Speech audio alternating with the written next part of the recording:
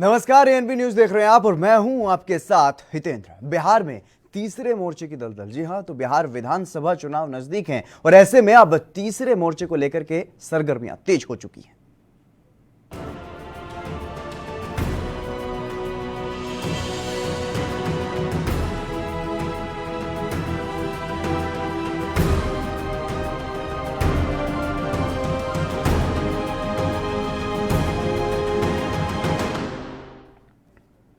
बिहार में तीसरे मोर्चे की जो दलदल है वो शुरू हो चुकी है और बिहार कोरोना महामारी से परेशान है, लेकिन राज्य का सियासी पारा भी उफान पर है। बिहार चुनाव में दो गुटों में टक्कर दिखाई दे रही है। एक तरफ महागठबंधन है और दूसरी तरफ सत्ता पर काबिज एनडीए। दोनों ही गुटों में वार पलटवार भी तेजी से हो रहे हैं और लेकिन इसी बीच एक सुगबुगाहट और भी तेज हो रही है, वो है तीसरे मोर्चे की, यानी कि छोटे दल एक साथ आ सकते हैं और ऐसे में एनडीए और महागठबंधन के साथ किसी दल की अगर बात नहीं बनेगी तो तीसरा मोर्चा ऐसे दलों के लिए भी संजीवनी साबित हो सकता है। यानी कि जो मझधार में डूबता हुआ महसूस करेगा अपने आप को, उसे तीसरे मोर्चे में ठिकाना मिल ही जाएगा। और अब इसके लिए हुंकार भर चुके हैं बीजेपी के ही वरिष्ठ नेता और पूर्व केंद्रीय मंत्री यशवंत सिन्हा। और यह तय है कि चुनाव में इस बार भी दो चेहरे होंगे, एक तरफ मुख्यमंत्री नीतीश कुमार और दूसरी तरफ नेता प्रतिपक्ष तेजस्वी यादव। लेकिन सीटों की लड़ाई में छोटे दलों के तेवर इस बार कुछ और ही दिखाई दे रहे हैं। चाहे वो बात चिराग पासवान की हो, चिराग पासवान की लोक जनशक्ति पार्टी, पप्पू यादव की जन अधिकार पार्टी, जीतन राम मांझी की हिंदुस्तान आवाम मोर्चा और असदुद्दीन ओवैसी की ऑल इंडिया मजलिस इत्तेहादुल मुस्लिमीन यानी कि AIMIM, और इसके अलावा भारतीय कम्युनिस्ट पार्टी, मार्क्सवादी कम्युनिस्ट पार्टी, समाजवादी पार्टी और बहुजन समाजवादी पार्टी भी इस बार तीसरे मोर्चे का हिस्सा हो सकती है।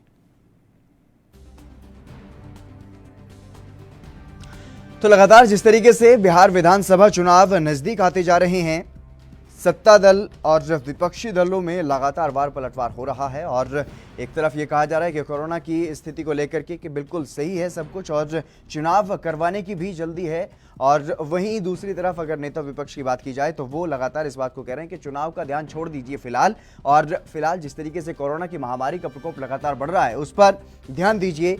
तो वहीं इसी बीच एक तीसरे मोर्चे की भी शुरुआत हो चुकी है और यशवंत सिन्हा तीसरे मोर्चे की अगुवाई कहीं ना कहीं करते हुए दिखाई दे रहे हैं, क्योंकि बाकी सभी दल किसी ना किसी गुट के साथ जुड़े हुए हैं, या तो एनडीए के साथ या फिर महागठबंधन के साथ।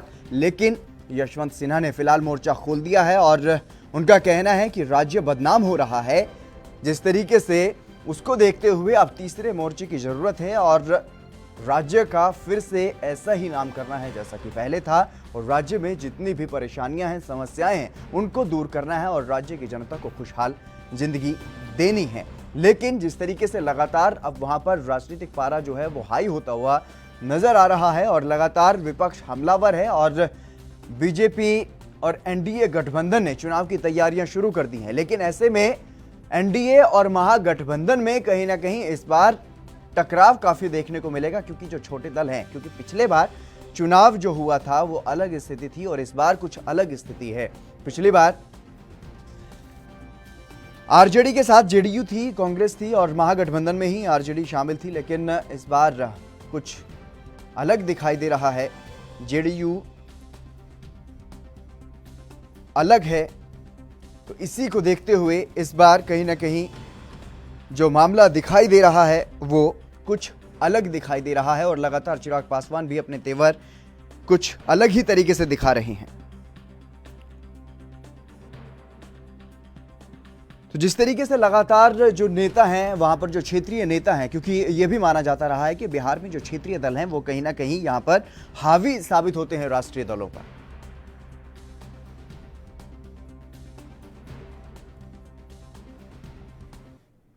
डॉक्टर संजय कुमार, राजनीतिक विश्लेषक, हमारे साथ जुड़ गए हैं। डॉक्टर साहब, आपका स्वागत है एएनबी न्यूज पर। जी नमस्ते। डॉक्टर संजय जी, आपसे जानना चाहूंगा, क्योंकि जिस तरीके से लगातार अब बिहार में जो स्थिति देखने को मिल रही है कोरोना महामारी के बीच, लगातार सत्ता पक्ष और विपक्ष में जो टकराव की स्थिति देखने को मिल रही है, इसी बीच एक तीसरे मोर्चे की शुरुआत भी हो गई है बिहार में। नहीं, देखिए, तीसरे मोर्चे की शुरुआत तो पहले जी जब महागठबंधन और एनडीए जब दो जगह लोग एडजस्ट नहीं कर पाए तो एक तीसरे विकल्प के तलाश में लोग निकले और जसवंत सिंह आए तो उनके साथ एक उनको ताकत मिली। जी वो नागमणि जी हूँ, अरुण कुमार हूँ, ये सारे लोग करके एक तीसरे मोर्चे की कवायद कर रहे हैं। इसका मोर्चा लेगा कि नहीं लेगा ये तो भविष्य के कर जी कवायद इन लोगों ने शुरू की है। एक पदयात्रा के बहाने इन्होंने कोशिश की है। जहां तक आप एनडीए की बात कर रहे हो, जिस तरह से चिराग कर रहे थे, जी चिराग पासवान 2005 के गण 2005 में अगर आपको याद होगा तो रामदास की स्थिति ये तय कर रहे थे, कहते रहते कि चाबी मेरे पास को की सरकार किनकी बनेगी। और अब की के बाद चुनाव हुआ था और सत्ता में आए थे। जी इस बार पासवान उस ये में है तो साधने में है कि अगर सीटों का बंटवारा कर लेती है जी कुछ सीटों को छोड़ देती है तो उस स्थिति में हम कंप्रोमाइज नहीं करेंगे। हो सकता है कि हम एनडीए से अलग हो जाए, महागठबंधन में चले जाए या हम तो एक दबाव की राजनीति बिहार में चलती है। वही महागठबंधन में अगर आप देखेंगे जी कोऑर्डिनेशन कमेटी बनाने की मांग कर रहे हैं जी उपेंद्र कुशवाहा की सोनिया गांधी तक कमेटी की बैठक होनी चाहिए जी मुख्य तय हो जानी चाहिए कि हमारे हिस्से होंगे। हर लोग सीटों की दावेदारी करके स्पष्ट करना चाह रहे हैं कि हमारे हिस्से में हम सम्मानजनक जगह नहीं मिलेगी जी तो ढूंढेंगे, अपना रास्ता बदलेंगे। जी तो जिस तरीके से यशवंत सिन्हा ने एक शुरुआत की है, उन्होंने कहा है कि जिस तरीके से बदनाम हुआ है बिहार, उसको लेकर के अब तस्वीर बदलनी है बिहार की और बिहार का नाम रोशन करना है। और एक बार फिर से उन्होंने जिस तरीके से अब मोर्चा संभाल लिया है, ये कहा जा सकता है कि तीसरे मोर्चे की वो कहीं ना कहीं अगुवाई करते हुए दिखाई देंगे। नहीं, इसको अगुवाई अभी नहीं कर जी लोगों ने किया। उन्होंने कहा है कि हम भ्रष्टाचार के खिलाफ सरकार है, वो अगर भ्रष्टाचार की पोषक है जी हम जनता के बीच में जाएंगे और कहेंगे कि क्या आपको ये सरकार पसंद है जी दो सरकारें चली बिहार में 15 साल से 15 साल जी 15 साल लालू के नेतृत्व में सरकार चली, 15 साल नीतीश कुमार जी के नेतृत्व में सरकार चली। तीसरा मोर्चा कोशिश कर रही है कि हम जनता के बीच में जाएंगे। सारी सरकारें तरह की है, भ्रष्टाचार चलना है तो एक मोर्चे के तौर पर हमें चुनिए या हमारा तो हमको पसंद है उसको आप अपना पसंद करिए, लेकिन ये तो कवायद है। आकार है कि नहीं ले पाते देखने वाली बात जी लेकिन इनकी हुई थी। इसी बीच में बिहार में लॉकडाउन किया, पद यात्रा इन लोग पटना से गया हुए तक, इसके बाद इनकी पद यात्रा रुक गई।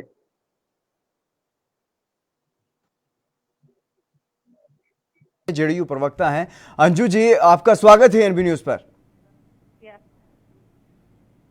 अंजुम जी, क्या आप मेरी आवाज सुन पा रही हैं?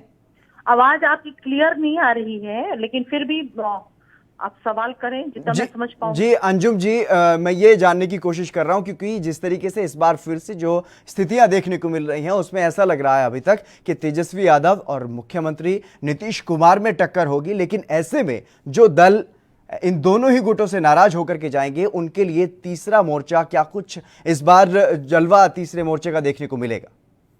देखिए, सबसे पहली चीज की जो आपने कहा कि टक्कर नीतीश कुमार और तेजस्वी यादव के बीच में है जी, तो एक चीज जान लीजिए, बिहार में कहीं कोई टक्कर नहीं है जी, क्योंकि बिहार का सिर्फ एक ही एजेंडा है, वो है विकास। जो बिहार की जनता 15 वर्षों में नीतीश कुमार जी को अपने आशीर्वाद से अपने नेतृत्व करने का मौका दिया है और उन्होंने जो भी कमिटमेंट किया है बिहार की जनता से, एक एक कमिटमेंट को उन्होंने पूरा भी किया है जी। और दूसरा आपका सवाल है कि अगर महागठबंधन में जो नाराज लोग हैं वो तीसरे मोर्चे में जाएंगे या नहीं। देखिए, यहीं पे प्रश्न है कि जिस तेजस्वी यादव को महागठबंधन के घटक दल के नेता ही उनके नेतृत्व को नहीं स्वीकार कर रहे हैं तो बिहार की जनता क्या स्वीकार करेगी? पहली बात। दूसरी बात की निश्चित रूप से अगर नेतृत्व नहीं स्वीकार कर रहा है महागठबंधन तेजस्वी यादव को, तो तेजस्वी यादव जी को ये समझना चाहिए कि ये राजतंत्र नहीं है कि मैं गद्दी पे हूँ, राजा का पुत्र हूं तो मैं गद्दी पे हूँ तो गद्दी पे ही रहूंगा।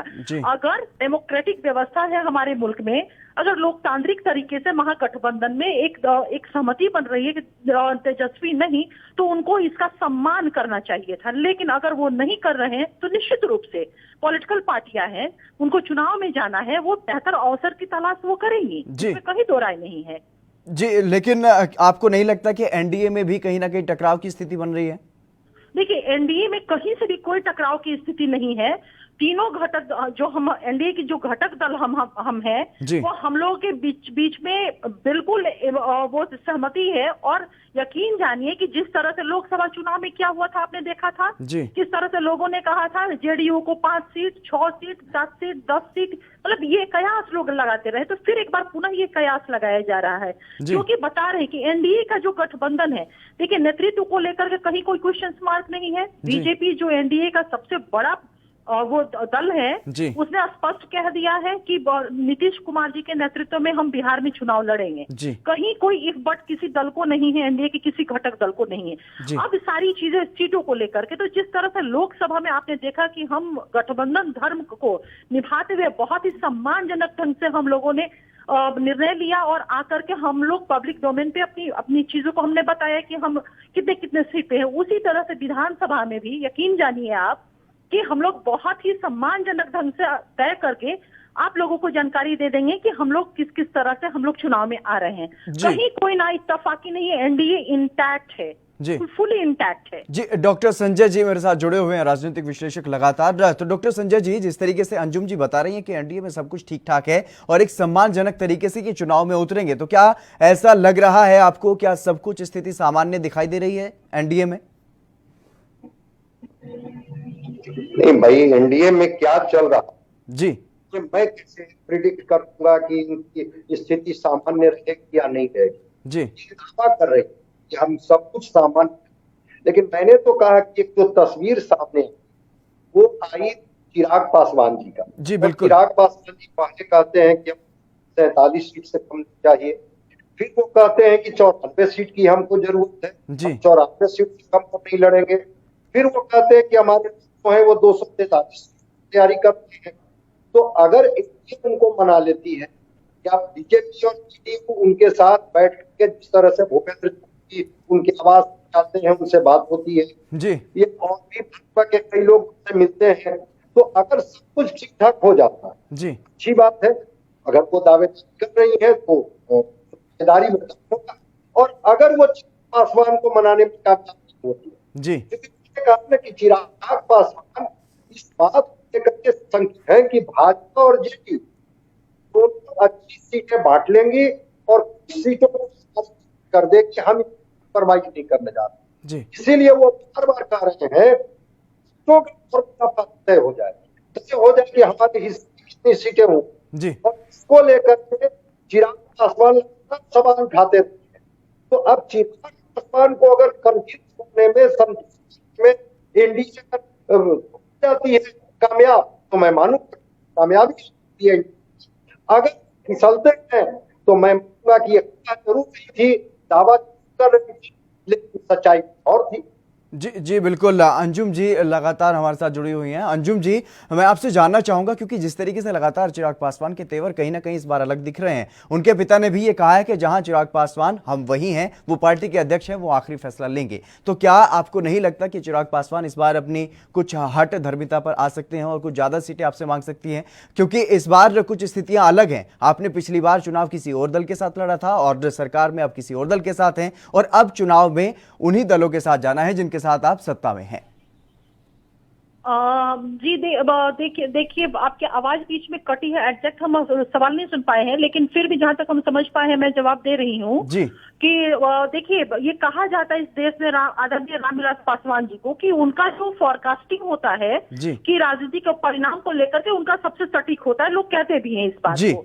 और 2010 में आदरणीय रामविलास पासवान जी वो चुनाव लड़ करके राष्ट्रीय जनता दल के साथ या जो महागठबंधन आज की है उसके साथ वो लड़के देख चुके हैं कि क्या नतीजा हुआ है। क्योंकि ये पता है, ये उनको पता है कि बिहार की जनता विकास को छोड़ करके विनाश को नहीं चुनने जा रही है।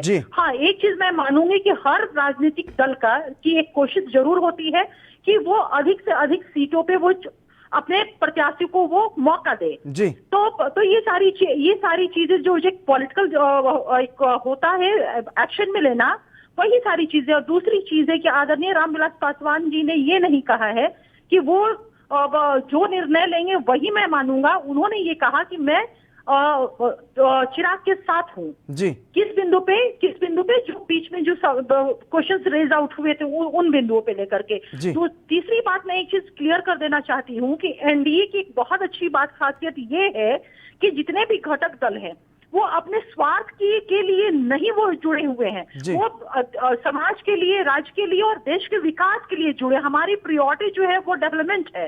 तो निश्चित रूप से मैच्योर पार्टियां हैं, अगर डेवलपमेंट पे हम जुड़े हुए हैं तो हम किसी को भी अगर फॉरगो कुछ भी करना पड़ेगा तो मुझे नहीं लगता है कि बट कोई भी पॉलिटिकल पार्टी, चाहे वो जेडीयू हो, एलजेपी हो, बीजेपी हो, किसी के अंदर भी ये बट जैसा कोई क्वेश्चन मार्क दिमाग में होगा। जी। लेकिन अंजुम जी, जिस तरीके से यशवंत सिन्हा ने एक मोर्चा खोल दिया है सीएम नीतीश कुमार के खिलाफ, तो क्या आपको नहीं लगता कि इससे एनडीए को काफी नुकसान हो सकता है? नहीं, देखिए बिल्कुल नहीं, नुकसान एनडीए को नुकसान क्यों होगा? मैंने कहा ना कि बिहार की जनता विकास के साथ है, या किसी भी मुल्क की जनता, किसी भी राज्य की जनता वो विकास के साथ होना चाहिए, डेवलपमेंट के साथ होना चाहिए। और आज एक चीज बताइए, नीतीश कुमार जी के नेतृत्व में आज जो बिहार का विकास दर है डबल डिजिट में है, वो राष्ट्रीय विकास दर को हमारा बिहार का विकास दर सपोर्ट करके आगे वो बढ़ा रहा है। जो बिहार कभी बोझ होता था इस देश पे, जो बिहार बदनामी का कलंक का वो एक स्पॉट होता था इस देश के लिए, आज वो देश की विकास दर को बढ़ा रहा है। आज बिहार का ये स्टेटस है नेशनल सिनेरियो में। बिहार की जनता इन सारी चीजों को बहुत बारीकी से समझ रही है और आने वाला जो चुनाव होगा, एक चीज जान लीजिए कि पूर्ण बहुमत, जिसको कहते हैं ना कि एकदम फुल मेजोरिटी से नीतीश कुमार जी के नेतृत्व में वो सरकार बनाएगी, अपना बहुमत देगी। जी, इसी बीच हमारे साथ विजय कुमार हैं, हमसे प्रवक्ता हमारे साथ जुड़ गए हैं हिंदुस्तान आवाम मोर्चा से। जी विजय कुमार जी, आपका स्वागत है एनबी न्यूज पर। Thank you. विजय कुमार जी, इस बार जब विधानसभा चुनाव होंगे तो किस गुट के साथ आप होंगे? एनडीए के साथ या फिर महागठबंधन के साथ, या फिर तीसरे मोर्चे में अपनी संभावनाएं तलाश रहे हैं? देखिए जितेंद्र जी, ऐसा है जी कि अभी हम लोग महागठबंधन में हैं जी, मजबूती के साथ हैं जी। जहां कोऑर्डिनेशन कमेटी के लिए हम लोग को झंझट चल रहा है जी, वो कोऑर्डिनेशन कमेटी बनाने की बात हुई है जी। वो कांग्रेस के जो वरिष्ठ लीडर है, शीर्ष लीडर हैं जी, उन्होंने कहा है कि 20 तारीख तक ले, 20 जुलाई तक ले आप लोग इंतजार करें, कोऑर्डिनेशन कमेटी बनेगी जी। लेकिन ये तो लॉकडाउन हो गया, इसलिए बन गई है, हो सकता है पर है जी। और कोऑर्डिनेशन कमेटी बन जाती है तो हम लोग को कहीं कोई दिक्कत नहीं है जी। यदि कोऑर्डिनेशन कमेटी नहीं बनती है तब हम लोग अपने शीर्ष लीडर को निर्णय लेने के लिए स्वतंत्र कर दिया कि आप स्वतंत्र निर्णय ले सकते हैं जी। इसलिए कहीं कोई दिक्कत नहीं है। वक्त पे वक्त, तारीख पे तारीख आदरणीय मांझी जी दे रहे हैं जी, लेकिन कोई रिस्पांस नहीं मिल रहा है उधर से जी। विजय कुमार जी, आरोप आप पर कि आपको भाव नहीं दे रहे हैं, महागठबंधन की तरफ से आपको भाव नहीं मिल रहा है? तारीख पे तारीख दिया जा रहा है। नहीं, भाव की बात नहीं है, भाव मिल रही है जी। दिक्कत सिर्फ देखी है कोऑर्डिनेशन में, ना सीट की झमेला है ना मुख्यमंत्री की झमेला है जी। क्योंकि जिस तरीके से जो पिछले चुनाव का प्रदर्शन रहा था, एक ही सीट जीतन राम मांझी जीत पाए थे, तो ऐसे में क्या उम्मीद करते हैं आप? कितनी सीट आप चाहते हैं और कितनी सीट आपको मिलने की उम्मीद है कि कोऑर्डिनेशन कमेटी बनेगी जी। अब कोऑर्डिनेशन कमेटी जो विलम्ब हो रही है उसी के लिए देखना है। यदि बहुत ज्यादा ये लोग विलम्ब करेंगे तो हमारे शीर्ष लीडर किसी भी समय 20 तारीख के बाद निर्णय ले सकते हैं, वो स्वतंत्र है। तो क्या अभी तक आप लोग महागठबंधन पर ही निर्भर हैं या फिर कुछ और भी संभावनाएं तलाश रहे हैं अभी तक? देखिए राजनीति सब का खेल है जी, और जिस दिन महागठबंधन से अलग होंगे तब सोचेंगे हम लोग को क्या करना है, नहीं करना है, अकेले लड़ना है कि किसी के साथ गठबंधन करके लड़ना है जी। जब आज यदि इतनी बड़ी पार्टी है वो अकेले नहीं लड़ सकती है, कांग्रेस अकेले नहीं लड़ सकती है, भाजपा अकेले नहीं लड़ सकती है, जेडीयू अकेले नहीं लड़ सकती, तो मुझे भी कहीं ना कहीं तो तलाशना हुआ। लेकिन अभी ये मामला बहुत दूर है। अभी हम लोग महागठबंधन में हैं, अब महागठबंधन में मजबूती के साथ रहेंगे और ये लगता है कि माननीय तेजस्वी यादव जो है वो कोऑर्डिनेशन कमेटी बनाकर हम लोग को सबको रखेंगे। और ऐसा नहीं है कि तेजस्वी जी चाहेंगे कि महागठबंधन से लोग को टूट हो। क्या महागठबंधन का चेहरा आप तेजस्वी यादव को स्वीकार कर रहे हैं? मुख्यमंत्री की बात कहाँ उठता है? हमारे मंत्री जी तो पहले भी कह चुके हैं कि आज देखते मुख्यमंत्री तेजस्वी यादव है, लेकिन कोऑर्डिनेशन कमेटी की बैठक होगी उस दिन हम लोग तय करके तेजस्वी यादव या जिनको भी बनाना होगा हम लोग घोषणा कर देंगे।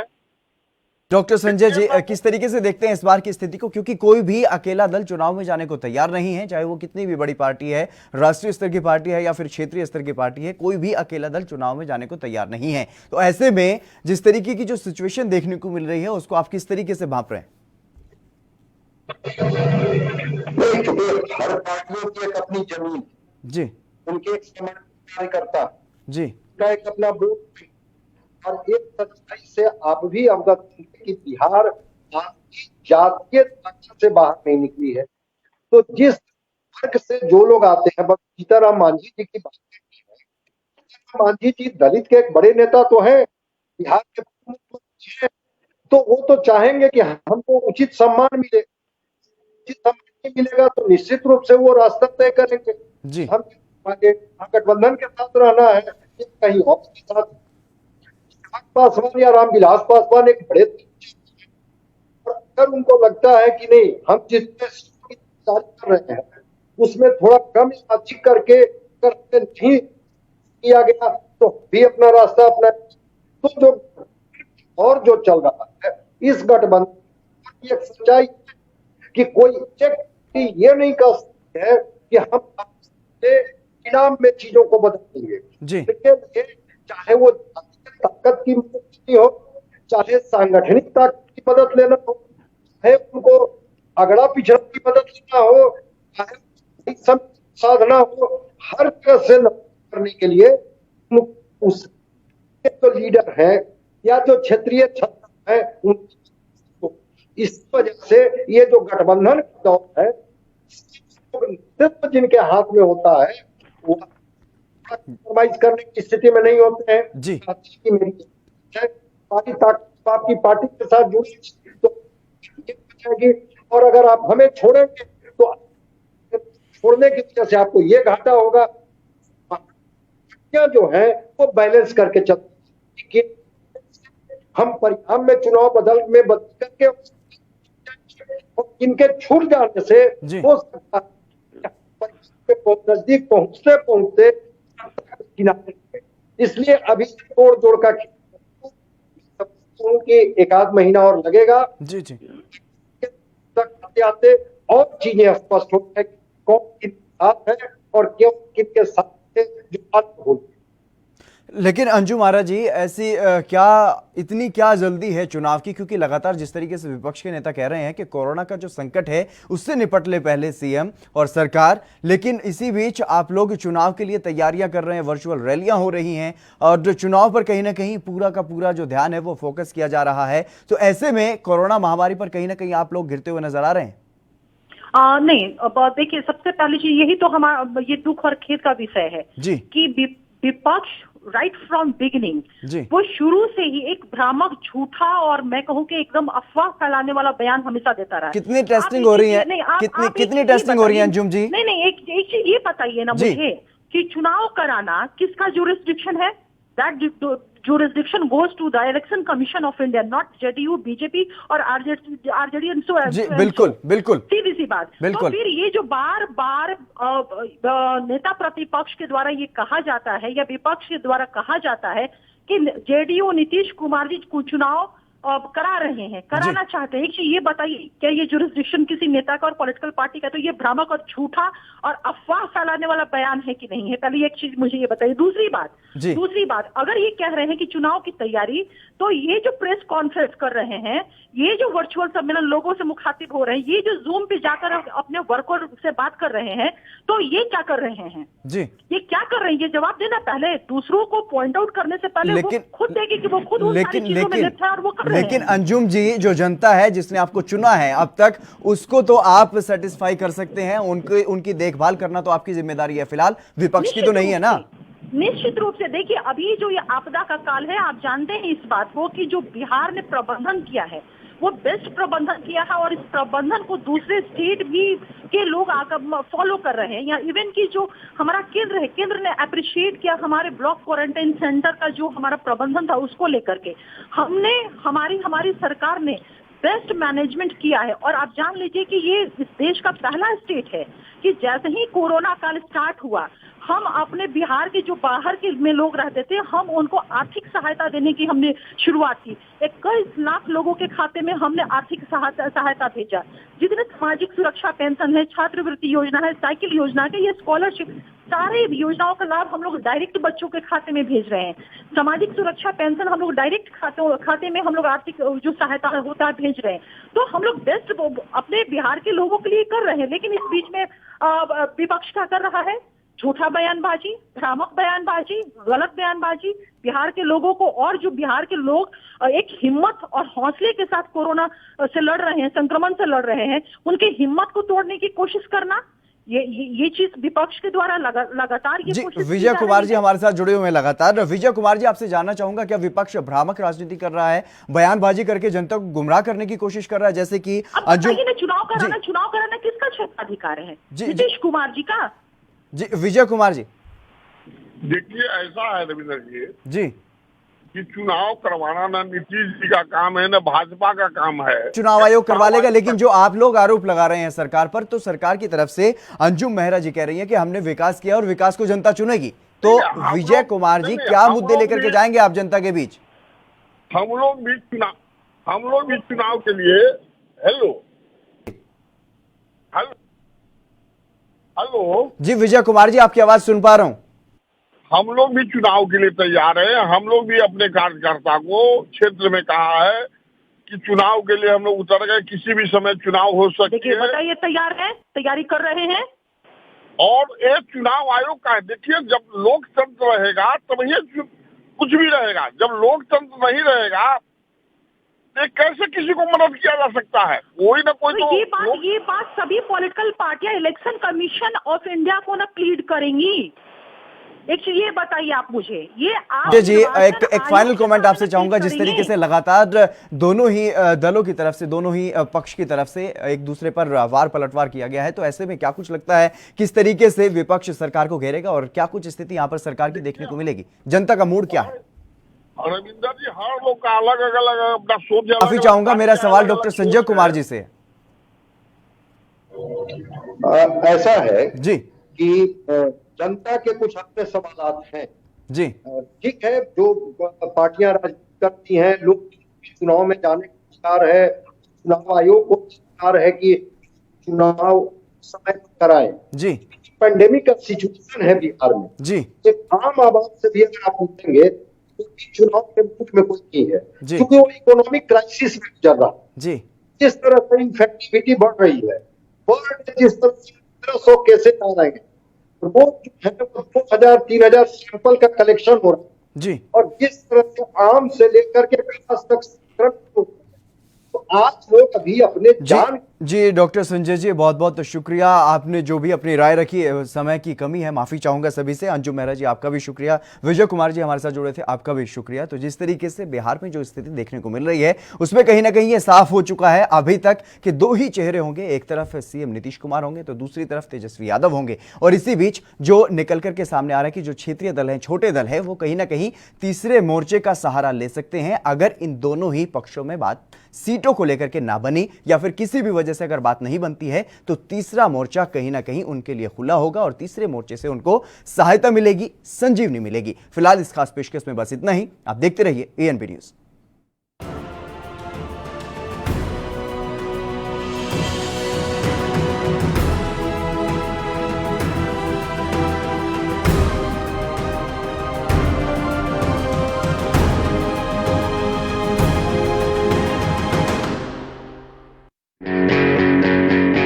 Online classes in CMS for all classes for the session 2020-2021 have restarted on 1st July as per prescribed syllabus, book list and timetable available on www.cmseducation.in.